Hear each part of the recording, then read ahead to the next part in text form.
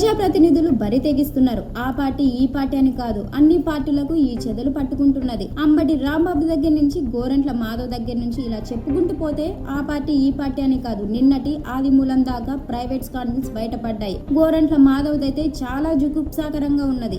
ఇప్పుడు తాజాగా YCP party X లో జనసేన ఎమ్మెల్యే స్కాండిల్ బయట పెట్టింది. అయితే వీటిలో ఎన్ని నిజాలో ఎన్ని అబద్ధాలో తెలియదు, కానీ ఇలాంటివి వెలుగులోకి వస్తూనే ఉన్నాయి. కానీ ఇవన్నీ కోర్టులో కేసులను నిరాధారపు ఆరోపణలని కొట్టేస్తున్నారు. తిరుపతి జిల్లా రైల్వే కోడూరు నియోజకవర్గ ఎమ్మెల్యే అరవ శ్రీధర్ కీచక పర్వం వెలుగులోకి వచ్చింది. ఉద్యోగం పేరుతో ఒక మహిళను ఏడాదిన్నరగా లోపరుచుకున్నాడని, గర్భవతి కావడంతో ఆమెకు అబార్షన్ చేయించాడని పలు వీడియోలు సంస్థలు చెబుతున్నాయి. ఇదేమని ప్రశ్నిస్తే ఐటీ ఉద్యోగం చేస్తున్న ఆమె భర్తకు విడాకులు ఇవ్వాలని హుకుం జారీ చేశాడని, పెళ్లి చేసుకుంటానని బలవంతం చేశాడని, అందుకు ఒప్పుకోకపోవడంతో ఆమె భర్తకు ఫోన్ చేసి బెదిరించాడని, దీంతో బాధితురాలికి ఆమె భర్తకు విభేదాలు తలెత్తాయని, భర్తకు విడాకులు ఇవ్వాలని, తాను ఎమ్మెల్యేనని చెప్పింది చేయాల్సిందని పట్టుబట్టాడు. లేదంటే బాధిత మహిళ 3 ఏళ్ల కుమారుణ్ణి ప్రాణం తీస్తానని హెచ్చరించారు. ఇలా ఏడాదిన్నర కాలంగా జనసేన ఎమ్మెల్యే అరవ శ్రీధర్ ఆగడాలు తట్టుకోలేని మహిళ తాజాగా వీడియోలు, వాట్సాప్ చాటులతో సహా బయట పెట్టడం కలకలం రేపుతుంది. పాపం జనసేనకు